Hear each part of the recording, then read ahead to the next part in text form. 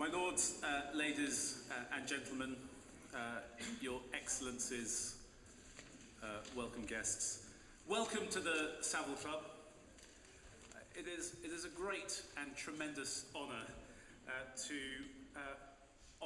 welcome you all here this evening and to introduce our host and to welcome and thank our host this evening, Her Excellency Huda Alkhamis-Kanoo, OBE, the founder of the Abu Dhabi Music and Arts Foundation, the founder and artistic director of the Abu Dhabi Festival, for this fun gathering this evening to hear and learn and talk about the remarkable events of the last 51 years and the journey through which the United Arab Emirates has emerged as a cultural force to be reckoned with.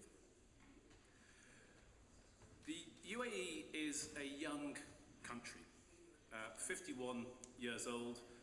Many of us, some of us in the room, are older than this fabulous nation, which in the last 51 years has become an extraordinary force in the global economy, in global politics and diplomacy, and in arts and culture.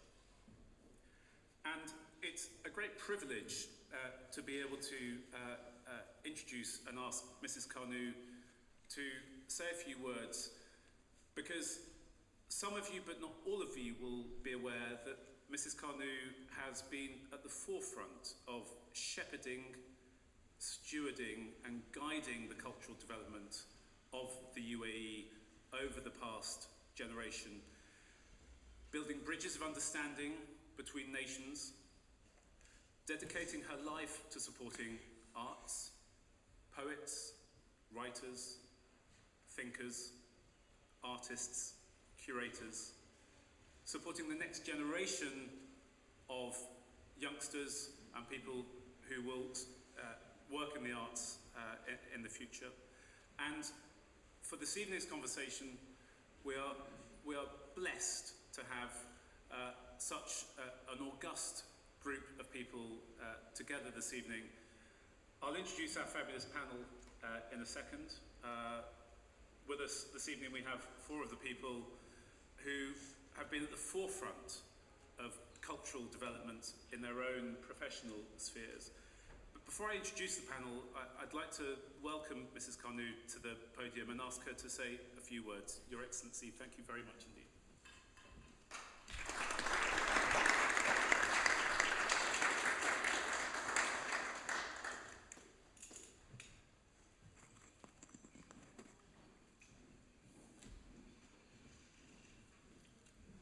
Assalamu alaikum. Good evening. Your Excellencies, ladies and gentlemen, family and friends, thank you for joining us today at the UK launch of Abu Dhabi Music and Arts Foundation's newest publications. I would like to thank the London Magazine, England's oldest literary journal, for working with us to share with you the inspiring story of the UAE's dynamic journey through the arts. The UAE's dynamic journey through the arts. How can I describe that without words? And as the great novelist Joseph Conrad once said, the power of the written word is to make you hear, to make you feel it, is before all to make you see. Today's book launch highlights the power of this word, the power of our word to communicate. The power of the written word to tell our story. With the launch of Portrait of a Nation II and Art of the Emirates II, we continue to pursue the spirit of cultural enlightenment. The UAE's remarkable rise in the visual art scene has empowered culture to flourish with exceptionally progressive speed. We're talking 50 years. Portrait of a Nation 2, the book companion to our landmark exhibition, tells the story of 50 years of achievement by 62 artists who helped shape the landscape of the country's visual art scene since its inception, featuring more than 100 artworks, including 17 commissions, showcasing the cultural diversity of the Emirati and regional artists displayed together for the first time. The book captured the spirit of collaborations, partnerships, the spirit of unity. From the late 1960s to the present day, fostering a vibrant cultural ecosystem.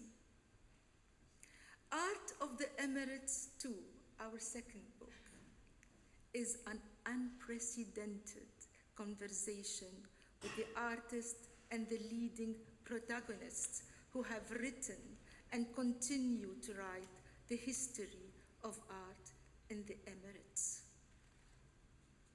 We pay tribute to the driving forces behind UAE's visual art scene, those whose groundbreaking endeavors have contributed to its dynamic growth and laid foundations for its cultural renaissance. Those who have witnessed history and carry the country's inspiration message, bright vision, and compelling story of innovation through their achievements, demonstrating that the arts are integral to the cultural development of humanity. Together, these significant books embody the essence of the UAE's cultural evolution, providing an unparalleled resource for knowledge within the framework of both print and the digital age of publishing. The poet Lord Byron once said, "A drop of ink may make a million think." The narrative of our books speaks volumes. I wish to thank each person who contributed to these books, including Maya Khalil, Roxane, wonderful Roxane Zand, and Melissa Gronlund, who is with us in Abu Dhabi for years. Thank you all, and I cannot thank enough once more every person who empowers the art, who makes us happy, who brings joy to our heart, who opens our mind and binds us together in our humanity. Thank you.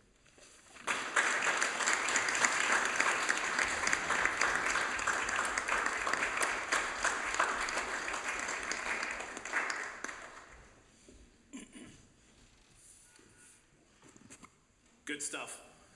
So panels don't get much better than this, and it is a great delight to introduce the four people on the panel this evening who will discuss this remarkable journey. Roxane Zand, formerly chairman of Sotheby's, now Roxane runs an important art advisory business advising private clients and institutions on all sorts of important stuff around collections and foundations. Roxane has also been asked by our new king, Charles III, to represent the Crown in London as one of the Lord Lady Lieutenants. Next to Roxane Khalil, known to many of you as an independent curator who has literally been at the forefront of the cultural and artistic development of the Gulf in Saudi, the Emirates over the last generation, and has helped shepherd this forceful direction. Melissa Gronlund, you will have read many of her important works and her writing describing this cultural development over the last few years. And last but not least, our chair this evening, Professor Stephen O'Brien, one of our great and probably most loved poets, most loved by many of us in the room, the editor of the London Magazine, who will be leading the panel discussion. So without further ado, let's have a great chat. Let's hear what they have to say. Let's make some new friends and connections this evening, and let's enjoy the fine wines and canapes and hospitality that we're going to enjoy this evening. So thank you very much indeed. Over to you, Stephen. Hello everyone. Great to be here. What a lovely room. Wonderful panel, people. We're going to talk about, Melissa's going to talk to us a bit about the book projects to begin with. I was just thinking, I was struck when I was in Abu Dhabi earlier on in the year of the optimism and also the kind of forward thinking. And you just imagine the portrait of a nation done in Britain at the moment would be like a nightmare. Like a Hogarth portrait maybe, and a Mad Max and a Carry On film all together at the same time, I think. So I think we've got a lot to learn and a lot to live up to. So first of all, Melissa, I'd like you to, if you could, talk to us about the book project, please. Yeah, thank you. Thanks everyone for coming, and thank you, Mrs. Kanoo, for having us. I was the editor of the two books with Roxane Zand, and the book projects came about as both the book and the exhibition are continuations of projects that ADMAF had launched previously. So they're both the second iteration. And in a sense, I think you can see between the two really the diversity and the complexity and the maturation of the field. The first Art of the Emirates ended in 2015, so our brief was to look at what happened from 2016 to 2000. Is that right? Was it 2016 to 2019? And that was a time, it seems like a short period of time, but so much happened during that time. The Louvre Abu Dhabi was opened finally, Art Jamil opened, Warehouse 421 opened. You suddenly had this efflorescence of institutions that took root on a landscape that had a lot of artists working, a lot of art being produced, a lot of conversations being had, but they weren't visible to the outside world until this period when you kind of had institutions being put on the map. So that was kind of the exciting period that we got to track. And the other thing I have to say about this book is that we got really lucky with the timing, because it was during the initial part of lockdown. So it was when people were just discovering Zoom but weren't burnt out yet. So I got to do things like email Manuel Rabate at Louvre Abu Dhabi and say, hey, can you do a panel discussion? How's next Tuesday? And he'd be like, yeah, okay, I've got nothing. So we have amazing first-hand accounts and in this book. And I think that's one of its real contributions, that so much has happened in such a short period of time, that many of the people who created these things are the people who are still at the helm of the institutions. So the book has a lot of oral history testimonies within it. And then that I think will be really of value to future scholars, because every day I get emails from master's students and PhD students who are wanting to learn more and do larger research projects, and how this scene has developed so quickly. And I think getting people's voices on paper was a great contribution to it. Melissa, you organised the book around two ideas of history and community, with the notion that the UAE art scene has reached a point of maturity and then starts looking backwards. Could you expand upon this a bit? Yeah, well, the other thing that I noticed was that in 2017, you had 5 exhibitions that all looked backwards. So it was the Hassan Sharif exhibition, the retrospective that was at Sharjah Art Foundation that Sheikha Hor Al-Qasimi did. You had Hor's Venice Biennale exhibition that looked at the years of exhibition histories throughout the UAE. You had an exhibition of the Emirates Fine Arts Society. You've had an exhibition at NYUAD, which looked back at this generation of the 5. And then you had this really interesting exhibition that looked back at an earlier generation of artists who were making work, predominantly Arabic-speaking artists, and then questioned why their work wasn't so impactful on contemporary artists in the present. And you had this idea of this gap. You had a history that was constantly being retold, but never inhered in its own way. So you had artists who would arrive, you know, maybe from Germany or from England, and think that there was no art being produced already, whereas in reality, as Maya's exhibition shows so beautifully, in Roxane's exhibition, you have the Emirates Fine Arts Society, you had years of predominantly Arabic-speaking artists, and you had the Arab states, the UAE really offering a sanctuary to other Arab states that were in conflict or turmoil at the time. But this exhibition is all old gold, and some of the other exhibitions questioned why these two histories never matched up. This history of art that had always kind of been there, maybe not very well known, and then these new artists who came in and kind of saw the UAE as a terra nullius. So that was kind of my guiding force for the book, which was that why does an art scene suddenly look back in 5 different places? Like what is it about the maturity or the interest in exhibition histories that suddenly you have this shift by 5 different curators at once? So I really wanted to probe what does it mean to suddenly think historically? What for an art scene that's never really thought historically before? So that was kind of the fulcrum of the book. Well, the other is there another fulcrum? Maybe would be the notion of community. And can you expand upon the concept of community? Yeah. Well, the other thing that happened that I thought was very significant in that time period was a program called Campus Art Dubai. Oh. And it's not an august program. It's like a little scrappy add-on to the art fair. But it was so important because it brought kind of critical curatorial thinking to the UAE. And it also really diversified the people, the demographics of people who were working in the UAE.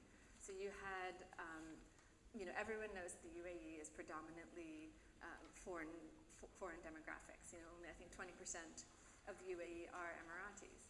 So the people who are of Indian descent, Pakistani descent, British descent, American descent, were all living and working, but were somehow, for a long time, like less a part of the kind of the visible narrative of culture in the UAE. And Campus Art Dubai was kind of this first little entry point when people started saying, hey, look at Dubai, look at us, we are such a multi-ethnic and incredibly rich, diverse country, and that is our great thing.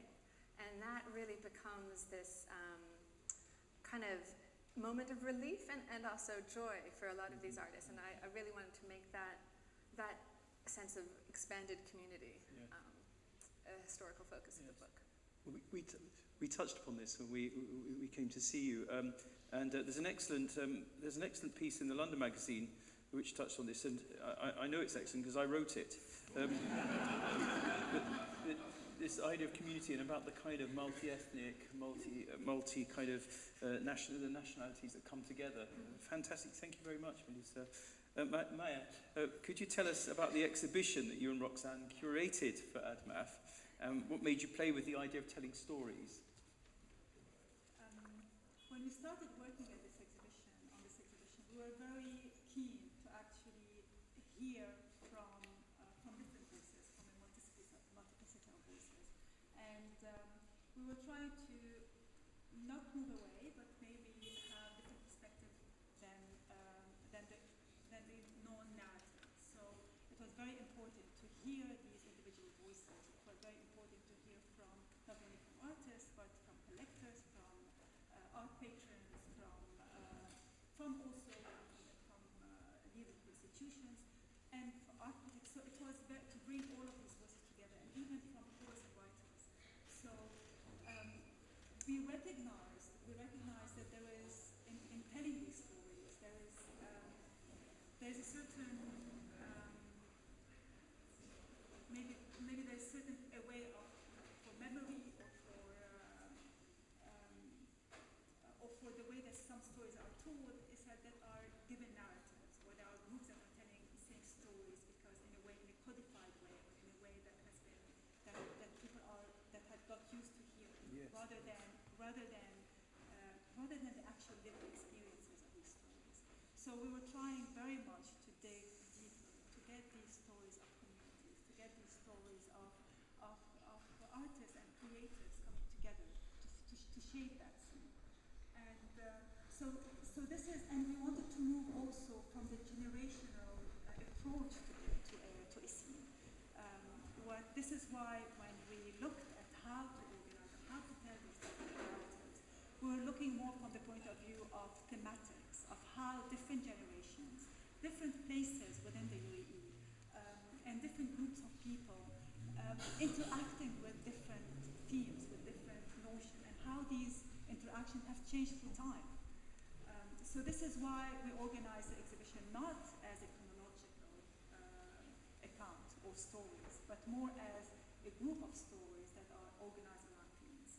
And within every theme, we have the multiplicity of the generations, of the nationalities, of the groupings, and we reflected of how maybe if a certain topic has been addressed differently throughout these groupings. So when we looked at the themes that were being maybe addressed, there is obviously the idea of home that came quite extensively. But there's also, so we call it redefining, reimagining that idea of home. But there's also the shifting landscape. It's a country that has changed tremendously throughout the 50 years of history. But also, it has changed, but at the same time, there's a lot of customs and traditions that remain. So there's always been this tension, but there's also a generation that have adapted. And then moving through this, we looked at all of these communities that came together and the congregations.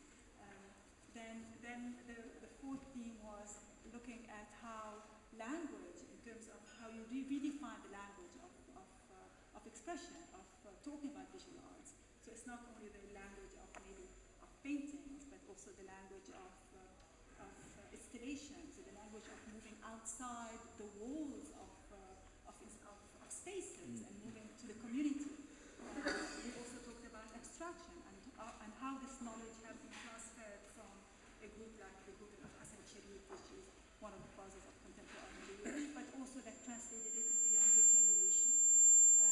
And then we moved also to that shifting sociality, where we talked about obviously a global community. We talk about consumerism. We talk about also shifting modes of. So this is, and the backbone of all of this exhibition remains an extensive timeline that gathers together all the important exhibitions that took place, all the important institutions that the forming of institutions, the forming of residencies, of the educational program that also starting from early 2000, where we had it that the introduction of art and visual art programming at the universities. So all of this is how we try to tackle different aspects of the development scene. Thank you, Matt. Thank you very much. Thank you. Roxane, can anyone hear whistling? At my age, I get lots of whistling in my ears, but if you can hear it, it's okay. But if it's just me, I'm worried. Roxane, one of the most important contributions of recent curators and artists to the UAE art scene has been to show how it was multinational from the very beginning. And how, can you explore a bit of the polyphony of the UAE's demographic and how it seeps into the very character of the Emirates, please? Yes, actually, but before I do, Stephen, I request your permission to thank formally Her Excellency Mrs. Kanoo for the privilege of being invited to direct and co-curate this exhibition. I say this because this is my first chance to do this in person. We started this project just before the pandemic and had to do it through the challenges of the pandemic, and it's really a tribute to her vision and determination that we managed to make it happen as planned. So back to your question, I have to say that it really was, I mean, Maya has used the words exactly in the sense that it really is a polyphonic, pluralistic society in which artists and creatives can operate. And I have to say that from the day that I arrived in Abu Dhabi and was in fact taken in hand by Mrs. Kanoo herself, as someone who encourages the arts, it was clear to me that this was a very inclusive community, a very tolerant community. And it has attracted and become not just a hub, but also a sanctuary to all the other nationalities around, where countries in the Middle East have troubles or difficulties and challenges. And in the same way that in medieval Iran, miniaturists migrated to the Mughal court because the Mughal, emperor was so encouraging of arts at that time. In the same way, we see a kind of migration towards Dubai, towards the Abu Dhabi, UAE hub as a place that they can be creative. So this has been, for me, a hallmark and something that we've tried to highlight in the exhibition, make deliberate choices that would inform that strategy. And one advantage of the pandemic was to actually realize that we had to focus on taking loans from local collections, and then we discovered the breadth and depth of the local collections. There were 22 lenders who had wonderful works to give us, and this was really a revelation. So that was another wonderful thing to discover during that process. Yes, I was so struck at the enthusiasm when we were going around, and the enthusiasm of Emiratis to show us what they were doing. Fantastic. Absolutely, and I have to add to this that in 2015, and my chairman at the time, and still chairman, Mr. Edward Gibbs, who's standing at the back of the room, was very much complicit in bringing through the support of Abu Dhabi Music and Art Foundation the first exhibition of Emirati art in London. This was in the summer of 2015 and called Emirati Expressions. And the London audiences were exposed to it for the first time, and it received a huge welcome and a huge interest. So thank you, Edward, and thank you, Mrs. Kanoo, for making that happen. Thank you, Roxane. Maya, would you like to say something more about the concept of home? Yes, but before that, actually, what's so special, what's so unique about this exhibition?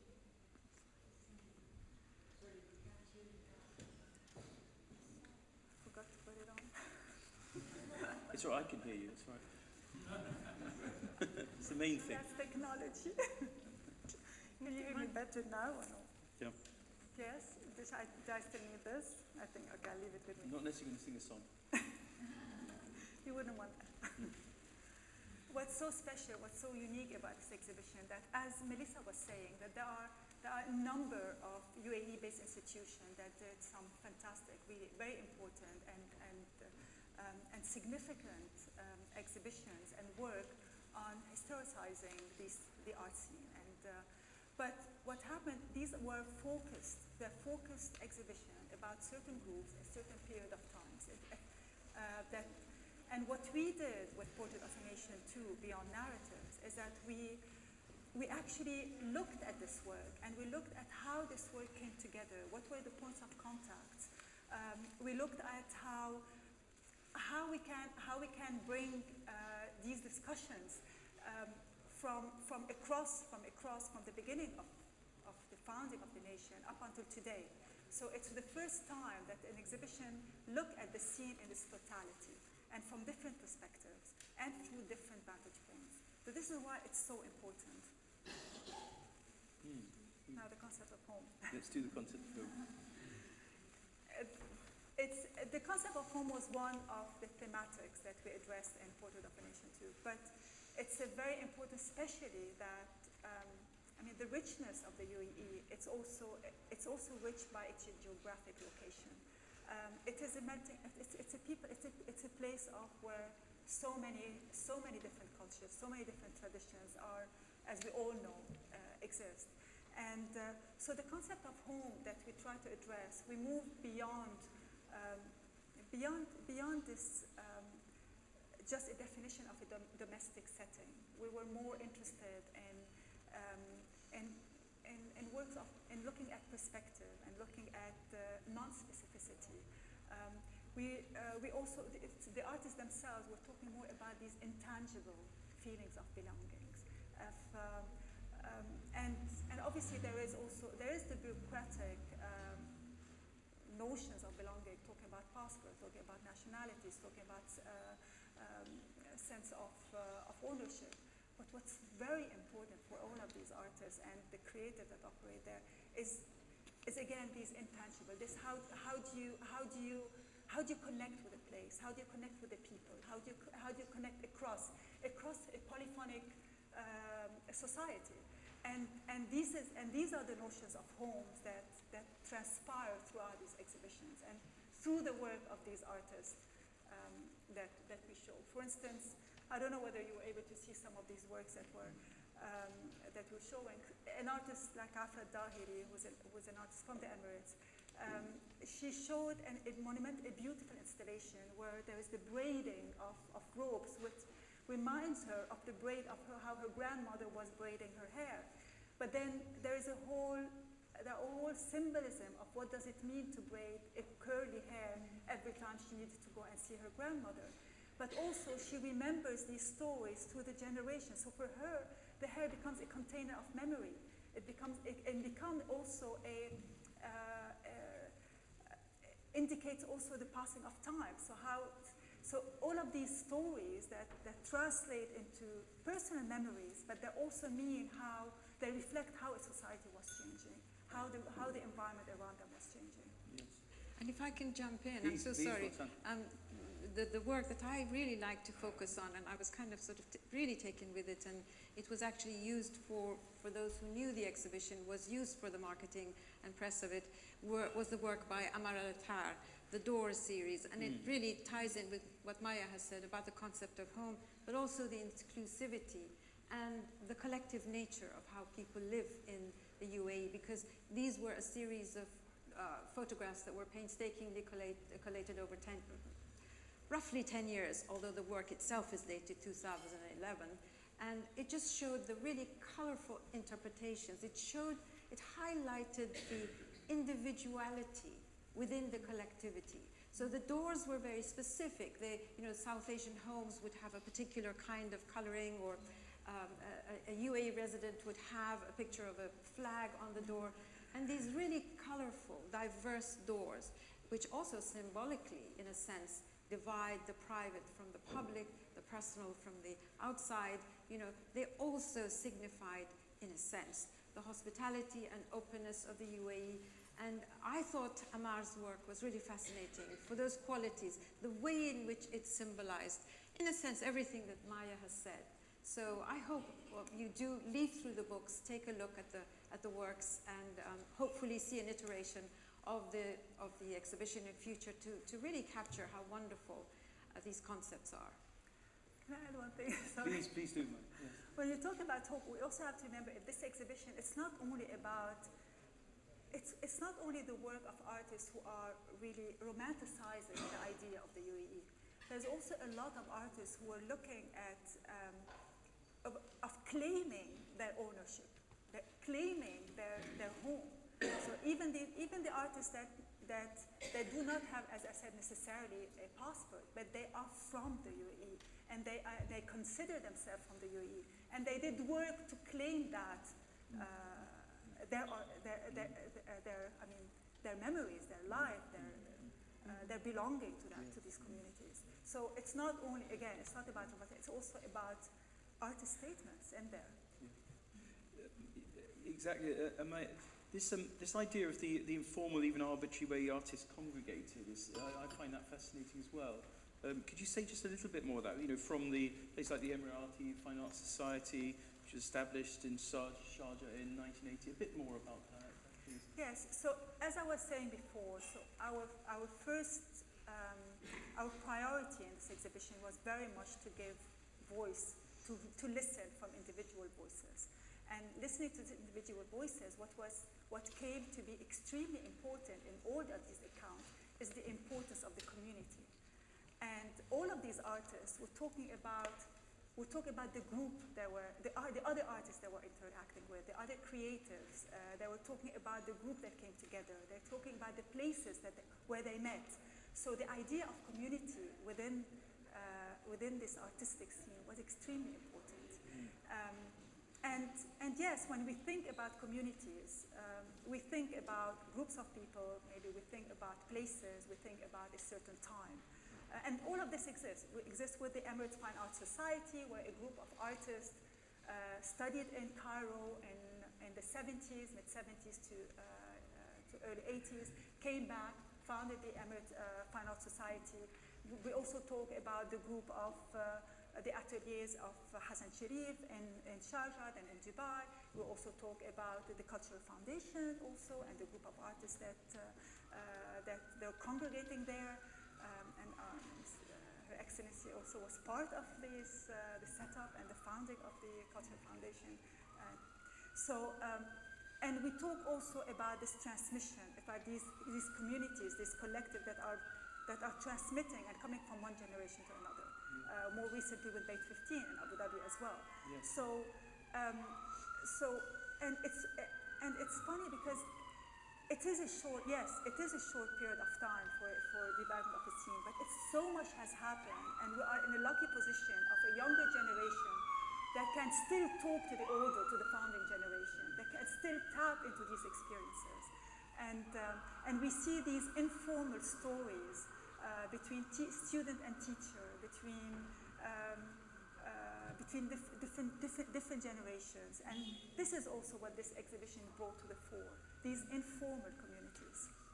Well, that's great, Maya, and I think Roxane, to build on that as well, in the idea of one of your major contributions to the book was a holistic sense of how the art scene developed, and from the impact of education to the impact of the collectors. And I wonder if you can talk to that for a little while. Absolutely, yes. When I arrived in 2006, at that time, obviously, everything was very young and beginning to start in many ways. And I was really struck by the extent to which education was really foregrounded, is the only other word that I can explain. And with the first edition of the then Gulf Art Fair, which is now the Art Dubai Fair, there was a very large kind of programming dedicated to talking about what the art scene needed. And the first thing that everybody was very keen to express was that there was the need for discourse, for critical discourse, for writing, for publication, for education. And in fact, I'm sorry, we keep coming back to Her Excellency Mrs. Kanoo, because she was one of the speakers on the panel at the Gulf Art Fair, if you recall, talking about the need for this. And of course, Abu Dhabi Music and Art Foundation has been one of the sources to uphold this. So, and then of course we see the growth, as Melissa has pointed out in the interviews she's done, of the growth of educational institutions, and NYU, of the exhibitions that happen in these places. And it's very, very important to understand the need for that, because as Hans Ulbricht has said frequently, without sustainability, and education and programming is what creates sustainability. Simply the building of institutions doesn't work. You need to have that infrastructure and the planning for that. And I hope that this exhibition demonstrates the extent to which that has been addressed, and how rapid, as Maya has said, the growth has been. And for me, being primarily in the secondary market to begin with, I was astonished to see that modern masters like Hassan Sharif or Mohammed Kazem are superseded so quickly, not superseded, but followed so quickly by young artists who are practicing purely cutting-edge conceptual art. And this transition has been much quicker than what you see in Syria or Egypt or Damascus or Iran. It has been a very quick path, and without sacrificing quality, because if you look at the work of Farah Al-Qasimi, she produces extraordinary work, displayed in New York, in subways or whatever. And this is Farah Qasimi standing on the shoulders of Hassan Sharif within a matter of a couple of years, well, more than a couple of years, but a very rapid space of time. I was just going to ask you also about Sotheby's in the early days and some of those early days, and talk to us a little bit about those kind of days a while ago now. Yes, a while ago. It was 2006, and of course, I have a witness standing at the back of the room, so I'm going to be careful what I say. Mr. Chairman of Sotheby's, Edward Gibbs, who we together obviously spent a lot of time in the UAE in the early days, and Emily also was there at the same time. It was a time of great excitement, I would say, Stephen, because you had the privilege of seeing the birth of something. And I really will always, for the rest of my life, carry that with me, because not only of the friendships that were formed, but also because, for example, His Highness Sheikh Sultan bin Tahnoon Al Nahyan took me by the hand and took me into a room where I got to see the blueprint for Saadiyat Island. And of course, those visions are now realized. At the time, it literally looked like science fiction to me. And I thought, wow. But it has happened, and I've come to see the growth of it, and to see the institutions that have flourished, and to see the programming and the community spirit, exactly as Melissa has painstakingly shown in her interviews with all the different, again, please do read the book, within explaining how that's happened, and also Maya's essays about how community, togetherness, shifting sociality, landscapes, how all of these things have happened. It really makes for a fascinating history of how something can be done. I think if there was a phrase, I would say can do in the American lingo. It's incredible, isn't it, that the Emirates find themselves fully awake, fully born into the postmodern, and nowhere else quite like it. I've got some quicker questions, but I would like to ask Melissa, Melissa, what's in your opinion is essentially unique about the arts in the UAE? Well, not to reiterate the things that have been said before, but it is this, there's no other place that's a crossroads in terms of people traveling in, people traveling out, and the diversity of people who live there, but also, quite frankly, the funding. Yeah. I mean, if we did a Portrait of a Nation in England right now, there's no public funding. There's not that sense of excitement, and it's a developing nation that has the wherewithal to fund Sadia, to fund the Live Abu Dhabi, to fund the Guggenheim Abu Dhabi, and that sense of excitement and promise for the future is incredible to find. Well, Mr. Kanoo, we spoke about this, about the importance of patronage, about the kind of idea of funding. And would anybody else like to say something about that, the importance that it has? I mean, I was looking at a program the other day about James Joyce, and I knew a lot about James Joyce. I didn't realise that he was funded throughout his writing of Ulysses, and you get the idea of a romantic writer just scratching for a living, but he couldn't have done it without the financial support. But Maya would like to say something about? It's fundamental, without a doubt. I mean, from the very beginning, funding was, and patronage was part of really making this scene happen. To start, not only at the governmental level with sending students abroad and also helping groups coming together, like also for instance, with the Emirates Fine Arts Society, when they came together, there's a story that Mohammed Yusuf, one of the founding artists, was telling, is that they went around with that artwork, Al-Shahad, which is called The Beggar, actually, and by Ahmed Ansari, right? Yes. So they went around and trying to raise funds so that they could set up the Emirates Fine Arts Society. And then Sheikh Sultan Al-Qasimi, who was the ruler of Sharjah, still the ruler, he heard about it and he said, I will buy it. And he bought it just to fund, I mean, it's just to fund the Emirates Fine Arts Society. And this is how the Emirates Fine Arts Society started. But not only that, I mean, obviously with Abu Dhabi Music and Art Foundation, very early on, they were supporting, building already the collection of the Abu Dhabi Music and Art Foundation, but also His Excellency Abdurrahman Al-Awais also building his collection. And being an artist himself, he was part also of, he was even learning and he even produced work, and collecting and supporting Sultan Saud Al-Qasimi as well. So across, there were at the governmental level, but also at the private level, intensive support for the scene, which even now and everywhere, even in Saudi, the scene cannot exist without support, public and private. Yeah, for sure.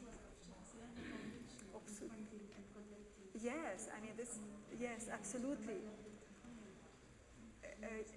Not only, yes, Sheikha Salama also, through also Sheikha Salama, the Emerging Artist Fellowship also in terms of, this is an extremely important program of forming artists, sending them abroad to continue their MFA, and then now we're seeing them coming back and they are teaching the next generation of artists. So that, in addition to that, to the collection that Sheikha Salama is building, which is, Thank you. All three of you, or just one of you, I just want to ask, if these books are a moment in time, as all books are, what's next? Where does all this go now? What's the future of art in UAE? What's its global significance? Where do you see things going? Well, if I can jump in, and I'm sure Maya, as a leading curator, will have her opinion on this, but I think really the most exciting art to be anticipating will be art from the Gulf region. And the UAE being at the center as an art hub will be a key area which to sort of observe and follow. And it is very exciting because the support, as Maya has said, both patronage in terms of individual patrons and also the government support will be a key issue in terms of encouraging the flourishing of art and making the synthesis of what needs to happen, whether it's in terms of publications, institutionalization, programming, all of these things. Hugely important. I think it's the future is very exciting to look at.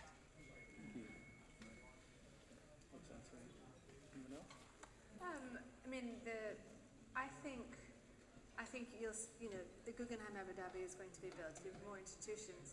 You also have more grassroots programs. You have a lot of, Beit al-Mamsha. You have younger artists who are curating themselves, curating their friends, creating collectives, disbanding collectives. I think we did the last roundtable in the book is on collectives. I think 2 of them have now disbanded, maybe even 3. This is the pace of it. But I think it's going to be more, despite the fact that outwardly it may seem a further move toward institutionalization, I think actually you're going to see more younger curatorial initiatives. Excellent, thank you. Thank you. I'd like to ask you, has anybody got a question or two? Jack.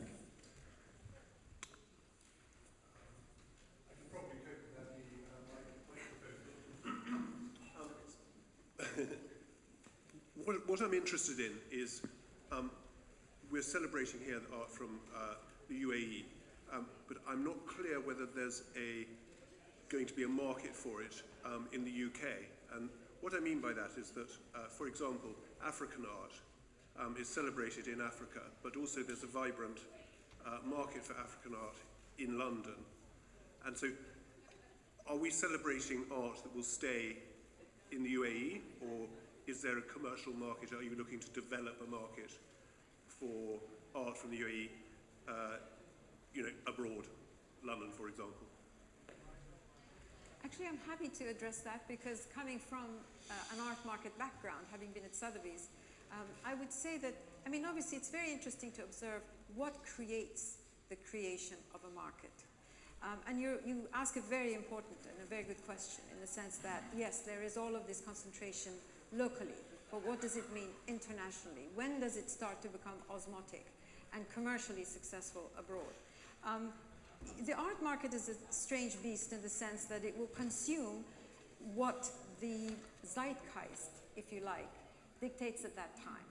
And right now, the underbelly of unspoken feminist art, women have been underrepresented, so there's a great desire to show women artists, to show African artists, because little is known about it. Whether that same sentiment will seep into the art that is being produced from the UAE remains to be seen. ultimately, I think the product will speak for itself, in the sense that when great art is produced, and I can assure you it is being produced in the Emirates, which is why I'm really encouraging people to look at the books.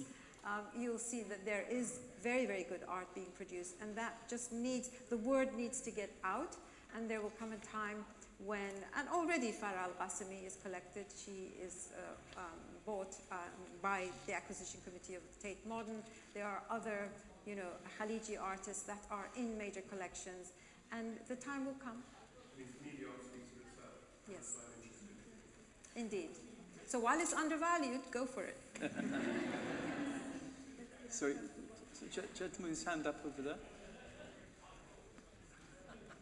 Hi. I want to first of all just thank Roxane, Maya, and Melissa on this incredible narrative of the UAE. As someone who's also been like following the progress of the scene over the last, 14 years, I can speak. I guess I could speak to the kind of truths that you're telling about, the narratives that are there, the rise of artists, and an entire art scene over that period of time. And it's so great to see the images of the exhibition, which sadly I missed, and to see so many friends and artists who we work with at Delphina Foundation. I kind of want to pick up on this point about the commercial art scene that's local, because actually it also is an amazing feat that over that period of time, there's been a very solid commercial context set up for art, which is vitally important in order to make that international leap, but also just to sustain artists that are there. And I wondered if maybe Melissa could talk about kind of development of Al-Sarkal Avenue and also the commercial art scene that is also the driving force of what's happening there too. Yeah, thanks, Erin. I mean, for a long time people said that the development of art in the art world in Dubai was commercially led. And I think that was in part because the major players were galleries, the Third Line, Laurie Shabibi, Grey Noise, and I think that's in part true. They were commercial galleries, but it was also very difficult to set up as anything other than a commercial entity. So there were no means to become a nonprofit foundation. So a lot of what these commercial galleries did in the beginning was, programs that you would consider to be under the remit of a nonprofit foundation. And same with Art Dubai. Art Dubai set up Campus Art Dubai. They set up a residency program with your good selves. So, you had a lot of kind of outwardly commercial entities working in some kind of much more discourse-driven mode. And I mentioned, we have a discussion with those gallerists in the book where I mentioned the fact that many people say that the development of art in Dubai has been commercially led, and the backlash I get. I mean, it took all my integrity not to edit that out, so I looked better on the page, but I left it in. So I think that is true and not true. But Al-Sarkal Avenue is a really good case in point about that. Al-Sarkal Avenue, for those of you who don't know, is a lot of the galleries moved to this warehouse district of Dubai, and then the landlord, Abdulmonem Al-Sarkal, actually realized what he had and kind of turned around and made a foundation of it. So he collectivized the galleries, he extends them, he helps their production, he helps them with their rent, and now they have a Rem Koolhaas designed exhibition space, and then they do commissioning.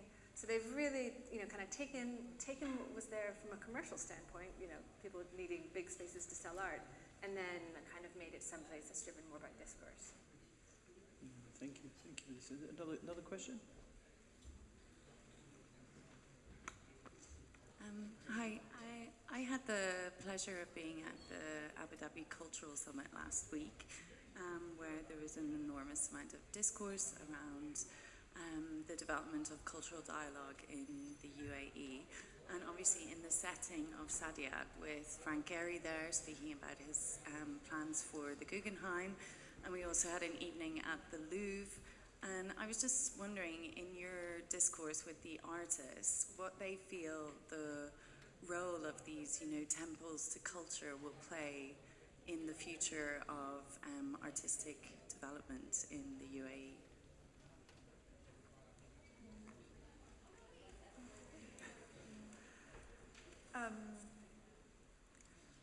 Well, it's a very important role. It's a very important role, like like the other institutions, like the whole ecosystem of the development of the scene. Now, from the role of the museums is that it's also a role of exchange with the different, with worldwide art communities, and so it's also this idea of transfer of knowledge, and there's also the idea of what does a museum stand today. So it's all the whole idea of how do you redefine the role of the museum within the community, and these museums. They're opening these discussions. So they're opening discussion and they're inviting these communities within the premises of the museums. For instance, look, Abu Dhabi, when they opened with a fantastic exhibition, but they're also opened with commissions between artists from the UAE, and I'm not saying artists that are Emirati, from the UAE, because they're both, and connecting them with, for instance, producers in France. That was for the first. But they're also organizing residencies, they're organizing this exchange. Guggenheim now also with collecting these with these artists, bringing this collection and showing this collection all over the world. So it's very much, we're talking about global, it's very much a scene that is as global as any other scene now. But there's also, if I could just jump in, there's also criticality. Like, I think these are tourist, ventures. They serve a cultural function, but they also serve a,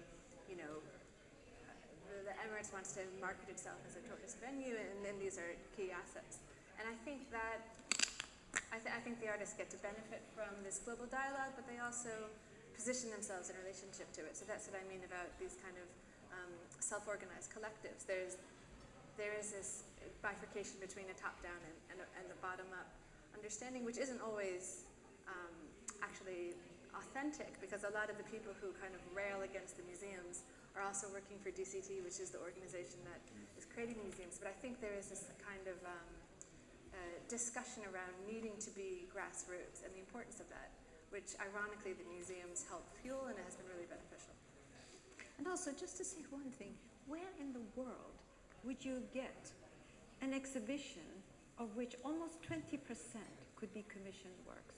Now, if that isn't support for artists, I don't know what is. That would never happen in Europe. No. And, I rest my case.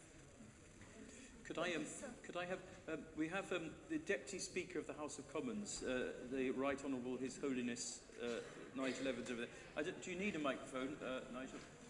No, I'm Welsh. I don't need a microphone. Yeah. And I'm sorry, because I arrived after the panel began, so I do apologise if this has been covered by one of your Andrew Marr style grillings, Stephen. But this fantastic art that we've seen over your shoulders, which has been quite amazing, is a revelation to me, I have to say. Is this uniquely Emirates, or is this also happening in other parts of the Middle East? That's number one. And number two is, we've seen some from the 1970s, maybe earlier, certainly later. Is this still growing exponentially, and is that because of this amazing patronage that you're getting?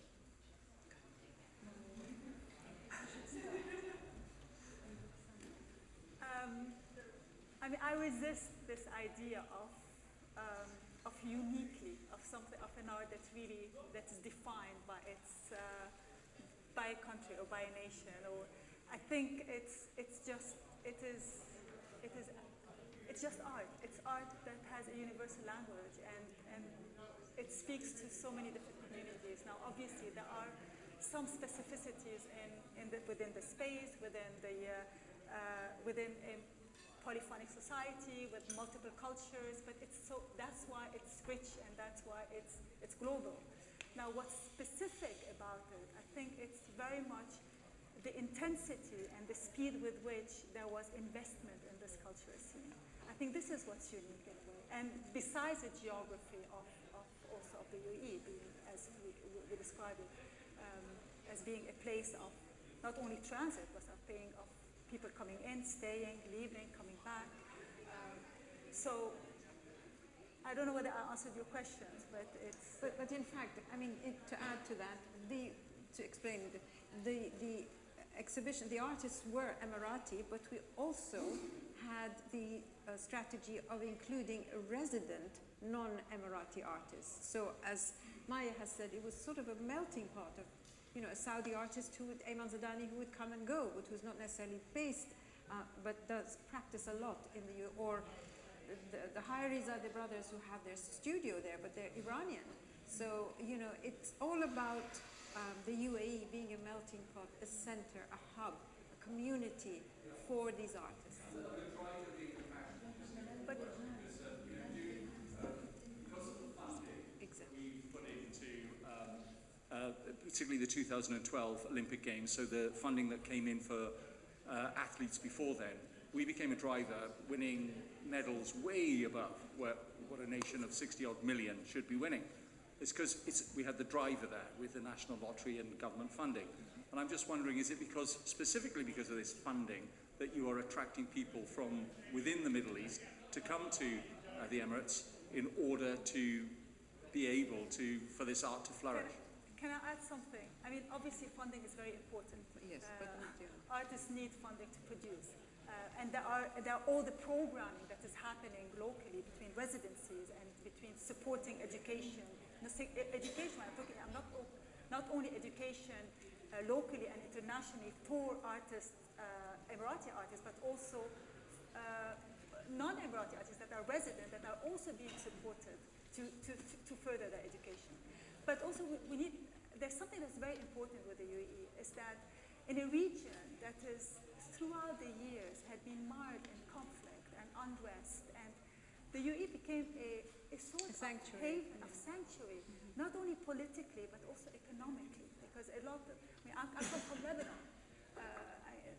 I don't have to say, but it's like the youth are leaving Lebanon, and places like the UAE are places where we still identify. It's like it's community that we understand, that we are part of this community, and this is where, so whether artists or people, it's a place of safety. It's a place that has opened of stability. Exactly. So beyond the, yes. You come from Iraq, you come from troubled places, and here in Abu Dhabi you paint, you say what you would want, express yourself.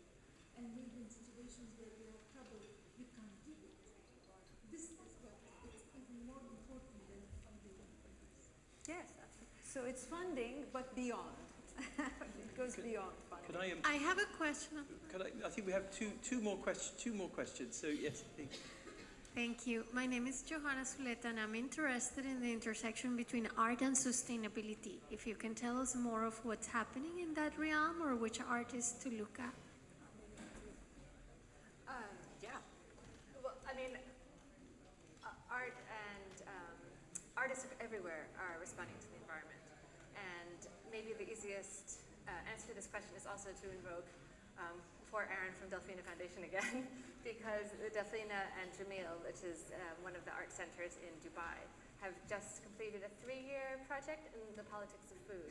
And they looked at agricultural resource scarcity, water scarcity, food scarcity, and really kind of across the Manassa region, and how those communities which are so affected by climate change are adapting and often looking at older techniques of seed preservation, food preservation, fermenting, older recipes that existed in Syria and Palestine, and then they are being re-disseminated towards a public. So I think the question that you asked kind of speaks to the globalization of the UAE art scene, which is it's of incredible interest to be artists in the UAE in the way that it's of huge interest to artists globally. If that answers your question. Thank you. Last question. Okay, hi. I don't have a question, but I have an observation. An observation and maybe a little comment to the two English gentlemen who were asking about Emirati artists and Middle Eastern artists. So today I was invited to Christie's auction of Middle Eastern art, but I chose to be here today. Already Emirati artists, Saudi artists, Gulf artists, Arabic artists, Middle Eastern artists are already in the international market. And I am one of the collectors, And really, I know Roxane for years, for 20 or 30 years, and you have been promoting Middle Eastern artists and really supporting us. I have a foundation of traditional costumes, and I myself, I am from Saudi Arabia, but I've lived in England most of my life, and I try to support Middle Eastern artists. When I mean Middle East, I mean all of Arabs, Turkish, Iranians, anybody from the Islamic world. So already Sotheby's, Christie's, Bonhams have put us on the international market. I am surprised that people are still asking if we're on the international market. We are. We are. I was at the Armory show in New York. Already they had the whole pavilion for Saudi artists, Emirati artists. So there are already people from the Middle East on the international market, and I am surprised that people are asking if we are there or not. Big collectors know about us and know about Arabic artists, Emirati artists, Saudi artists, and Arab artists from all around the world. You just have to look and ask, and you will find us. So I just had to make this little comment. Thank you. Okay. Yeah. Well, there we are. Perhaps we should be hanging on to the coattails and letting Emiratis and people from the Middle East take us on a journey. I think we have been on a journey this evening, and wonderful panelists.